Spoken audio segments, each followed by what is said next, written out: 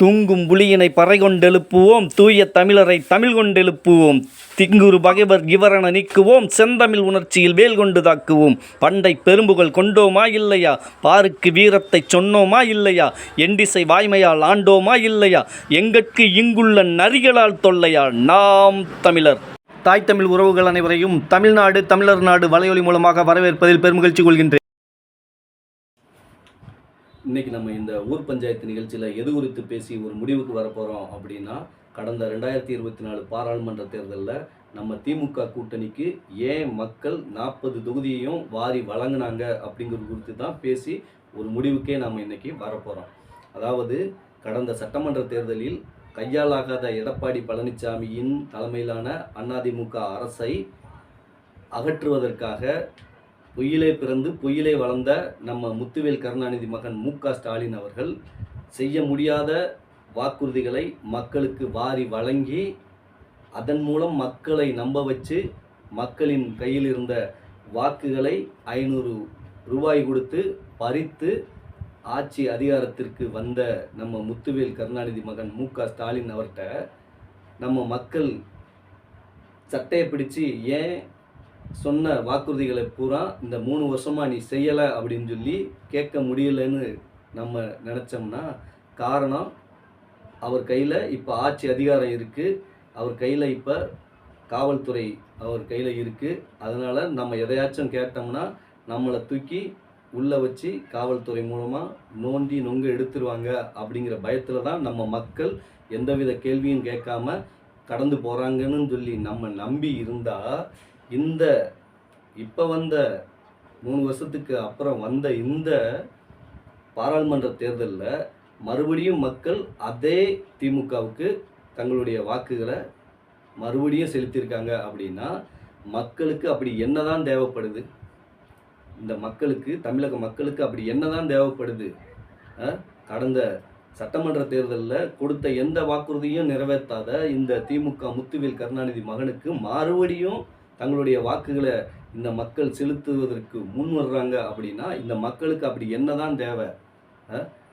மாணவர்களின் நலன் முக்கியம் இல்லை, விவசாயிகளின் நலன் முக்கியம் இல்லை, நம்ம இல்லத்தரசிகளின் நலன் முக்கியம் இல்லை, நம்ம மக்களின் எதிர்கால சந்ததிகளின் வளங்களும் நலங்களும் இந்த மக்களுக்கு முக்கியம் இல்லை. அப்படின்னா இந்த மக்களுக்கு அப்படி என்னதான் முக்கியமாக தேவைப்படுது அப்படிங்கிறத நம்ம கொஞ்சம் உள்ளே போய் யோசிச்சு தானே பார்க்க வேண்டியிருக்கு.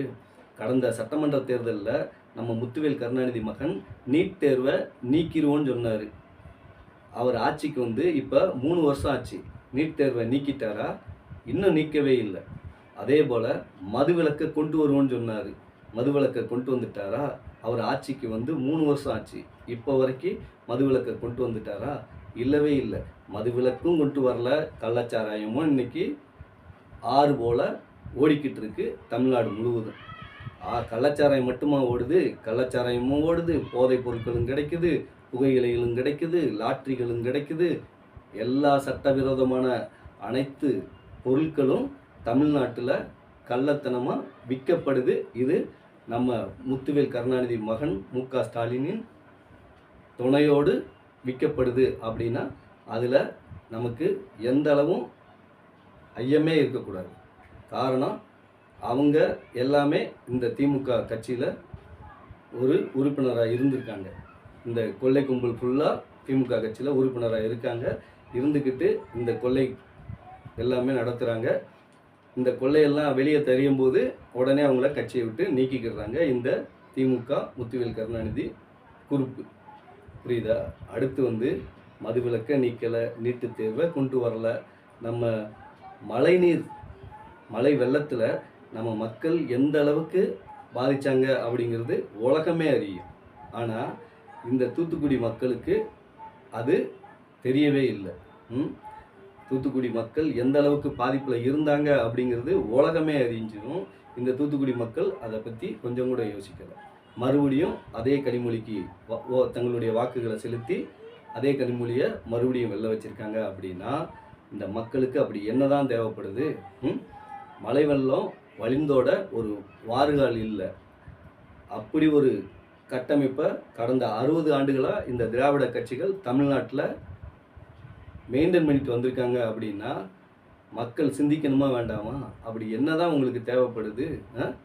60 ஆண்டுகளா மழை வெள்ளம் மழை வெள்ளம் மழை வெள்ளம் வந்து வழிந்தோடுறதுக்கு கால்வாய் அமைக்கிறோன்னு ஒவ்வொரு வருஷமும் தமிழக மக்களின் வரி பணத்தை நல்லா தின்னுட்டாங்க. அப்படி இருந்தும் மக்கள் வந்து அந்த இதை தெரிஞ்சிருந்தும் மறுபடியும் அதே திமுகவுக்கு தங்களுடைய வாக்குகளை செலுத்துகிறாங்கன்னா மக்களுக்கு அப்படி என்னதான் தேவைப்படுது? மழை வெள்ளம் வழிந்தோட ஒரு வார்கால் இல்லை, நீட்டு தேர்வை நீக்க வழி இல்லை, மதுவிலக்கை கொண்டு வர்றதுக்கு வக்கு இல்லை.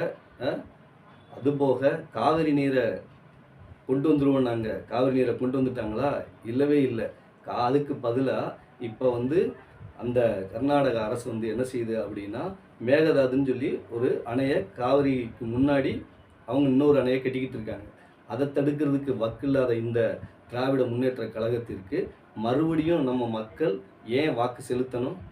அப்படி எதுக்கு வாக்கு செலுத்தணும்?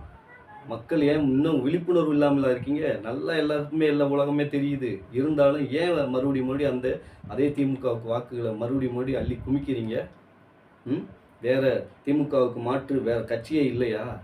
திமுகவுக்கு மாற்று ஒன்று அதிமுக தான், இல்லை திமுக. இந்த 2 பேரை வச்சியே நீங்கள் வந்து நம்மளுடைய எதிர்கால சந்ததிகளின் வாழ்வாதாரத்தை நீங்கள் சீரழிச்சிக்கிட்டு இருக்கீங்க. நல்லா புரிஞ்சுக்கோங்க.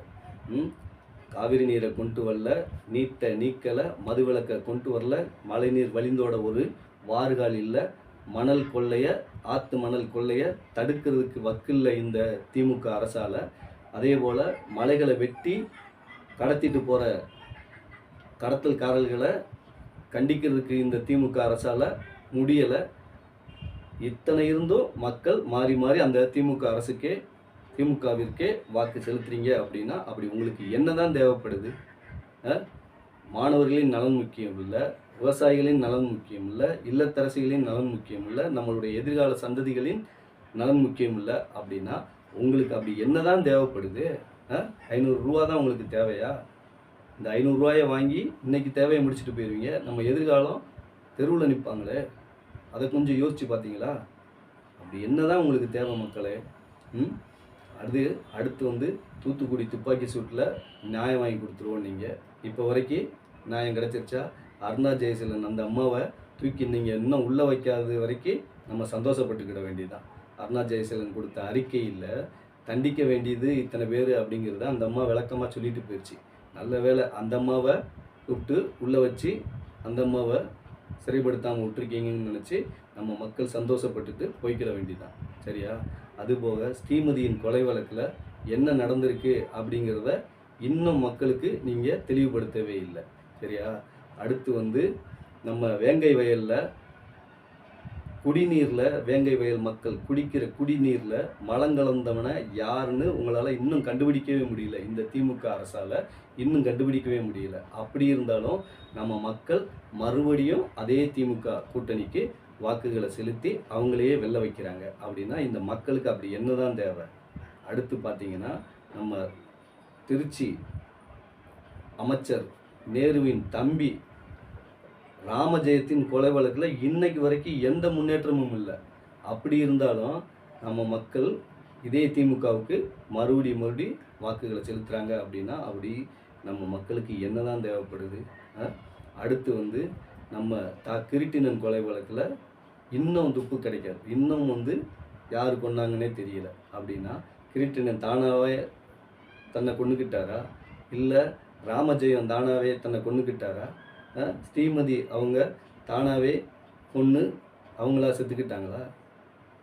யாருக்குமே நீதி கிடைக்கல. தூத்துக்குடி துப்பாக்கி சூட்டில் நீதி இல்லை. கொடநாடு கொலை குற்றவாளிகளை உடனே கண்டுபிடிச்சிட்டாங்க. 3 மாதத்தில் ஆட்சிக்கு வந்தோம்னா 3 மாதத்தில் நம்ம கொடநாடு கொள்ளையில் நடத்தின குற்றவாளி யாருன்னு கண்டுபிடிச்சி உடனே உள்ளே வச்சுருவோம், 3 மாதத்தில் கண்டுபிடிச்சி உள்ளே வச்சுருவோம் அப்படின்னு சொல்லி வந்த ஆட்சிக்கு வந்து, அதாவது ஏடிஎம்கேக்காரனுடைய வாக்குகளை அறுவடை பண்ணீங்க. கொடநாடு கொள்ளையில் யார் ஈடுபட்டா, எடப்பாடிக்கு இதில் என்ன சம்மந்தம் இருக்குது அப்படிங்கிறத மக்களுக்கு தெளிவுபடுத்துவோன்னு சொல்லி அதிமுகக்காரனுடைய வாக்குகளை அறுவடை பண்ணி நீங்கள் இன்றைக்கி ஆட்சி அதிகாரத்தில் இருக்கிறீங்க. ஆனாலும் இன்னைக்கு வரைக்கும் கொடநாடு கொலை கொள்ளையில் யார் குற்றவாளிங்கிறத இன்னைக்கு வரைக்கும் உங்களால் சொல்லவே முடியல மக்களுக்கு. ஏன்னா நீங்களும் அதிமுக எடப்பாடியும், நீங்களும் திமுக முத்துவேல் கருணாநிதி மகன் ஸ்டாலினும் கூட்டணி போட்டு தமிழக மக்களை நீங்கள் வஞ்சிக்கணுங்கிற ஒரு முடிவுக்கு வந்துட்டீங்க. அதனால தமிழ்நாட்டில் நடக்கிற எந்த அநீதிக்கும் உங்கள்கிட்ட நீதி நிச்சயம் கிடைக்கவே கிடைக்காது. இந்த திமுக ஆட்சியிலையும் சரி, அதிமுக ஆட்சியிலையும் சரி, தமிழ்நாட்டில் நடக்கிற எந்த அநீதிக்கும் உங்களால் நீதி கொடுக்கவே முடியாது. அதே போல் இப்போ சாதி வன்முறைகள் நடந்துக்கிட்டு தான் இருக்குது. குறைஞ்சிருக்கா? குறையவே இல்லை. ஜாதி வன்முறைகள் நடந்துக்கிட்டு தான் இருக்குது. ஜாதி படுகொலைகள் நடந்துக்கிட்டு தான் இருக்குது. ஒரு பக்கம் மக்கள் வறட்சியால் பாதிக்கப்பட்டுக்கிட்டு தான் இருக்கான். ஒரு பக்கம் மக்கள் மழை வெள்ளத்தாலையும் பாதிக்கப்பட்டுக்கிட்டு தான் இருக்கான். எப்படி இருந்தாலும் நீங்கள் தான் ஆட்சி அதிகாரத்துக்கு வரணும்னு சொல்லி மக்கள் ஏன் இன்னும் அதே முடிவில் இருக்காங்க அப்படின்னா, மக்களுக்கு நீங்கள் காட்டுற ஒரே ஒரு பயம், பாரதிய ஜனதா கட்சி ஆட்சிக்கு வந்துடும், பிஜேபி உள்ளே வந்துடும் சொல்லி மக்களை ஏமாற்றிக்கிட்டே இருக்கீங்க. பிஜேபிங்கிற பூச்சாண்டியை மக்கள்கிட்ட கொண்டு போய் சேர்த்துக்கிட்டே இருக்கிறீங்க. பிஜேபியை உள்ளே விடாமல் இருக்கிறது தான் நாங்கள் கட்சி ஆரம்பிச்சிருக்கோம். நாம் தமிழர் கட்சிங்கிற கட்சி பிஜேபியை உள்ளே வர விடாத அளவுக்கு அரண்களை வச்சிருக்கு அப்படிங்கிறத மக்களுக்கு நாங்கள் தெளிவுபடுத்திக்கிட்டே இருந்தாலும், இந்த மக்கள் அந்த திமுக காரங்க கொடுக்குற அந்த 500 ஓவாயை வாங்கிக்கிட்டு மறுபடி பிஜேபி உள்ளே வந்துடும் சொல்லி தங்களுடைய வாக்குகளை கொண்டு போய் அதே திமுகவுக்கு போட்டுக்கிட்டே இருக்காங்க. நாம் தமிழர் கட்சி இருக்கந்தண்டிக்கும் பிஜேபியால் தமிழ்நாட்டுக்குள்ளே வரவே முடியாது. அது நிச்சயம் உறுதி. அதை முதல்ல புரிஞ்சுக்கோங்க மக்களே. பிஜேபி நிச்சயம் தமிழ்நாட்டுக்குள்ளே வர முடியாது. காரணம், நாம் தமிழர் கட்சி வளர்ந்துக்கிட்டு இருக்கு. நாம் தமிழர் கட்சியின் வளர்ச்சியை மையமாக வச்சு தான் சொல்கிறோம். பிஜேபி கட்சி இனிமேல் தமிழ்நாட்டுக்குள்ளே வர முடியாது. நாம் தமிழர் கட்சி கூட ஒரு சீட்டு கூட தமிழ்நாட்டில் ஜெயிக்கலை. ஆனால் பிஜேபியை 4 சீட்டு ஜெயிக்க வச்சிருக்கு இந்த அண்ணா திராவிட முன்னேற்ற கழகம் கூட்டணி. அதுக்கு துணை போனது இந்த திமுக கூட்டணி. இவங்க 2 பேரும் சேர்ந்து தான் பிஜேபியை உள்ளே கொண்டு வந்துட்டாங்க. பிஜேபியை உள்ளே கொண்டு வந்த இவங்களே பிஜேபி வந்துடும் சொல்லி மக்கள்கிட்ட ஒரு பொய்யான பிம்பத்தை கட்டமைச்சிக்கிட்டே வர்றாங்க. அந்த பயத்திலேயே மக்களை வச்சிருக்காங்க இன்னமும் இந்த திமுக கூட்டணி கட்சியினர். நல்லா புரிஞ்சுக்கோங்க மக்களே. மக்களுக்கு தேவையான அடிப்படை வசதிகளை செய்து தர்றதுக்கு நாம் தமிழர் கட்சி இருக்குது. மக்களை பாதுகாக்கிறதுக்கு நாம் தமிழர் கட்சி இருக்குது. நல்லா புரிஞ்சுக்கோங்க. இனிமேல் இந்த திமுக கூட்டணிக்கு வாக்குகளை செலுத்தாதீங்க. அதிமுக கூட்டணிகளுக்கு உங்களுடைய வாக்குகளை செலுத்தாதீங்க. நல்லா புரிஞ்சுக்கோங்க. இன்றைக்கி நம்ம கள்ளக்குறிச்சியில் 40 பேருக்கு மேலே செத்துட்டாங்க இந்த கள்ளச்சாராயம் குடிச்சு. கள்ளச்சாராயத்தை ஒழிக்கிறதுக்கு தான் நீங்கள் நல்ல சாராயம் கொண்டு வந்தீங்க டாஸ்மாகில். கள்ளச்சாராயம் ஒழிஞ்சிருச்சா? ஒழியலை. அப்படின்னா கள்ளச்சாராயத்தை ஒழிக்கிறதுக்கு என்ன வழிவகை வச்சுருக்கீங்க? முதல்ல டாஸ்மாகை மூடுங்க. டாஸ்மாகை மூடினீங்கன்னா காவல்துறையின் கவனம் பூரா இந்த கள்ளச்சாராயம் ஒழிக்கிற சிந்தனைக்கு போயிடுவாங்க. கள்ளச்சாராயம் யார் காய்ச்சிறாங்கிறத கண்டுபிடிக்கிறதுக்கு போயிடுவாங்க. ஆனால் நீங்கள் உங்கள் கையில் உள்ள காவல்துறையை கொண்டு போய் இந்த நீங்கள் கொடுக்குற நல்ல சாராயம் விற்கிற டாஸ்மாக் கடையில் பாதுகாப்புக்கு போட்டுறீங்க. அவங்க அதுக்கு தான் பாதுகாப்பு கொடுத்துக்கிட்டு இருக்காங்களே தவிர கள்ளச்சாராயம் யார் விற்கிறாங்கிறத கவனிக்கிறதுக்கு அவங்களால முடியலை. அதன் அடிப்படையில் தான் இன்றைக்கி கள்ளச்சாராயம் தமிழ்நாட்டில் ஆறு போல் ஓடிக்கிட்டு இருக்கு. இதை நிறுத்துறதுக்கு ஒரே வழி, டாஸ்மாகை மூடுங்க. கள்ளச்சாராயம் ஆட்டோமேட்டிக்காக மூடப்படும். இல்லை அப்படின்னா டாஸ்மாகில் விற்கிற அந்த விலையை விட கள்ளச்சாராயம் 60 ரூபாய்க்கு கிடைக்குன்னா டாஸ்மாகில் நல்ல சாராயத்தை 20 ரூபா 30 ரூபாய்க்கு கொடுத்து பாருங்கள். மக்கள் நல்ல சாராயத்தை நோக்கி படையெடுத்து வர ஆரம்பிச்சிடுவாங்க. கள்ளச்சாராயம் விற்கிறவன் ஆட்டோமேட்டிக்காக இனிமேல் நம்மளுடைய சரக்கு இங்கே விற்காது அப்படிங்கிறத தெரிஞ்சுக்கிட்டு அவன் மூட்டை கட்டிட்டு அவன் ஓடிடுவான்.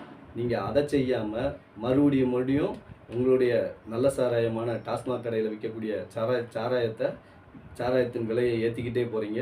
அந்த விலையேற்றத்தின் அடிப்படையில் தான் மக்கள் போய் அந்த 60 ரூபாய்க்கு கிடைக்கிற கள்ளச்சாராயத்தை வாங்கி குடித்து அவன் மனநிறைவு அடைகிறான். இந்த தவறுக்கு இந்த அரசாங்கம் தான் முக்கிய காரணம். அதன் அடிப்படையில் தான் நீங்கள் அதுக்கு பொறுப்பு எடுத்துக்கிட்டு தான் நீங்கள் மக்களுக்கு 10 லட்ச ரூபாயை கொடுக்குறீங்க. ஏன் டாஸ்மாகில் சரக்கு அடிச்சுட்டு செத்துக்கிட்டு இருக்கான் ஒவ்வொரு நாளும், அவனுக்கு 10 பைசா கிடையாது. ஆனால் கள்ளச்சாராயம் குடித்து சாகிறவனுக்கு உடனடியாக 10 லட்ச ரூபா கொடுக்குறீங்க அப்படின்னா, உங்களுக்கும் அந்த கள்ளச்சாராயம் விற்கிற அந்த ரவுடிக்கும் இன்டைரக்டாக ஒரு கூட்டணி இருக்கத்தானே செய்யுது. உங்களுக்குள்ள ஒரு கள்ள கூட்டணி இருக்க போய் தானே அவன் கள்ளச்சாராயம் விற்று கள்ளச்சாராயத்தை குடித்து செத்தவனுக்கு நீங்கள் எதுக்கு 10 லட்ச ரூபா கொடுக்கணும்? உங்களுக்கும் அந்த கள்ளச்சாராயம் விற்கிறவனுக்கும் ஒரு அண்டர் டீலிங் இருக்க போய் தானே நீங்கள் அந்த 10 லட்ச ரூபாயை உடனே கொடுக்கறதுக்கு நீங்கள் முன் வர்றீங்க. கள்ளச்சாராயத்தை கட்டுப்படுத்தணும்னா முதல்ல நீங்கள் டாஸ்மாகை மூடுங்க. காவல்துறையின் கவனம் பூரா கள்ளச்சாராயம் விற்கிறவன் பக்கம் திரும்பும். அதன் அடிப்படையில் கள்ளச்சாராயத்தை தடுக்கிறதுக்கு நம்ம காவல்துறை முன் வரும். இல்லை அப்படின்னா நல்ல சாராயத்தை குறைஞ்ச விலையில் கொடுங்க, 20 ரூபா 30 ரூபாயில் கொடுங்க. கள்ளச்சாராயத்தை போய் குடிக்கிறத மக்கள் நிறுத்துவான். அதன் மூலம் மக்களின் வாழ்வாதாரம் உறுதிப்படுத்தப்படும். நீங்கள் கள்ளச்சாராயம் சொல்லி நீங்கள் நல்ல சாராயத்தோடைய ரேட்டை ஏற்றிக்கிட்டே போனீங்கன்னா மக்கள் இந்த மலிவான கள்ளச்சாராயத்தை வாங்கி குடிச்சிக்கிட்டு தான் இருப்பான். அதன் அடிப்படையில் உயிர் போய்கிட்டு தான் இருக்கும். உங்களால் தடுக்கவே முடியாது. மக்களே கொஞ்ச நேரத்தில் சிந்திங்க. இந்த திராவிட அரசுகள், திராவிட கட்சிகள் நமக்கு எள்ளல் மூனை அளவும் கூட நமக்கு நன்மை செய்யாது அப்படிங்கிறத நீங்கள் உறுதிப்படுத்திக்கிட்டு இந்த காணொலியை பார்த்து பயனடைங்க. அதன் மூலம் இனிமேல் வரக்கூடிய எந்த தேர்தல்லையும் நாம் தமிழர் கட்சிக்கு தவிர மற்ற எந்த கட்சிக்கும் நீங்கள் வாக்குகளை செலுத்தாதீங்க. நாம் தமிழர் கட்சியை வெல்ல வைங்க. தற்சார்பு பொருளாதாரத்தை கொண்டு வாங்க. தமிழகத்தை வளர்ச்சி பாதைக்கு கொண்டு போகிறதுக்கு நீங்கள் ஒரு படிக்கல்லாக இருங்க அப்படின்னு கேட்டுக்கிட்டு நாம்